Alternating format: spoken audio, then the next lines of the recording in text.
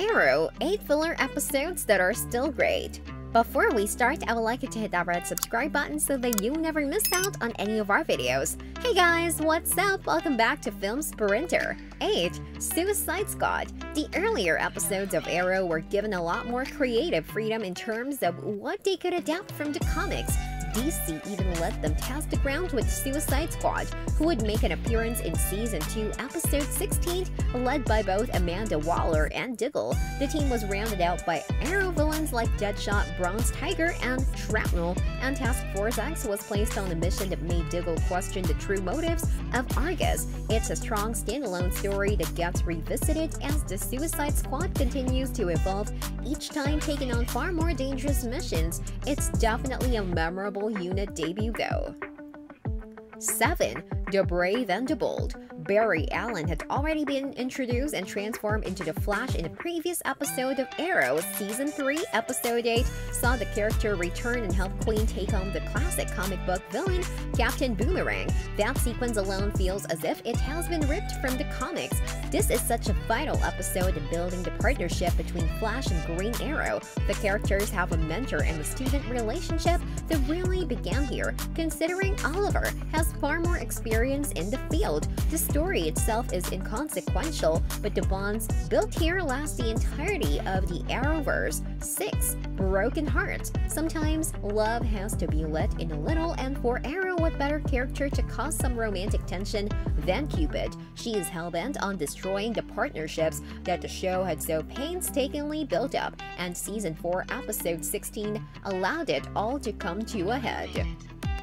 This is a brilliant example of how a villain of the week formula could be used to the show's advantage to develop some narrative threads without actually pushing the series forward at all.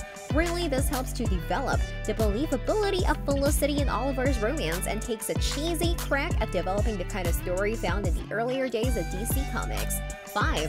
Bratva. Oliver's association with the Bratva has continued to wait and plague the character and is present in his life until the final seasons. Season 5, Episode 12 finally allows the group to get a full episode with the flashbacks influencing the modern day in a major way, with the main characters of Team Arrow traveling to Russia. They are brought together with the Bratva, who certainly have a murky past of their own. There's a tension between the groups, and Anatoly continues to shine here as both an antagonist and an ally who will continue to be vital for Arrow's arc. 4. The Thanatos Guild. The League of Assassins was a driving point of the earlier seasons, and the characters introduced into the show alongside the mystical concepts continue to surface in seasons since. That's the case for Episode 16 of Season 6, where a new guild has risen to try and claim the remnants of the League. Thea, Nisa, and Roy are all brought into the mix as a villain known as Athena attempts to reclaim what Merlin left behind. It leads to Thea going on her own path and ties perfectly into the League's final return at the show, where Thea is set to create a new team of heroes. It has no impact on the main arc of the season, but as a filler, it does a lot of heavy lifting and takes advantage of the DC Comics sandbox. 3. The Dragon. Episodes that are entirely focused on the villain can usually be skipped, as they only serve to add further depth to the antagonist of the show. That's the case for the Dragon, but it demonstrates why he continues to be one of the best characters of the Arrow, even replacing the title card with one of his own. The episode of the same name, the 19th entry into Season 6, is packed full of power plays and cruel decisions. The dynamic between the Dragon and Black Siren intensifies, and audiences get to see what really makes this crime lunatic. It absolutely elevates the show to another level. 2. Emerald Archer.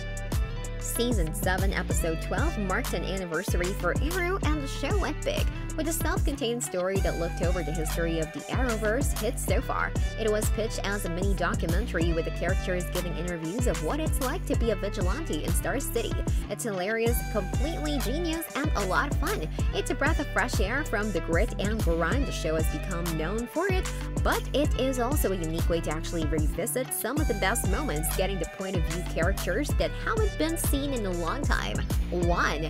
Green Arrow and the Canaries.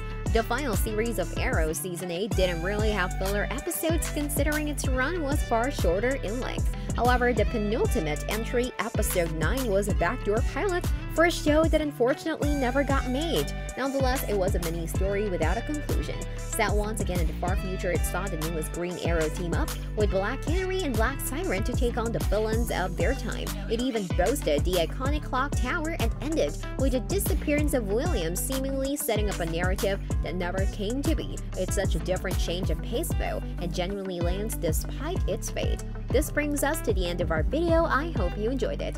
Hit like if you did, and don't forget to subscribe to our channel so that you don't miss any of our videos in the future. Also, watch the 2 videos that are on your screen because I'm sure you'll love them. With that, I'll see you in the next video.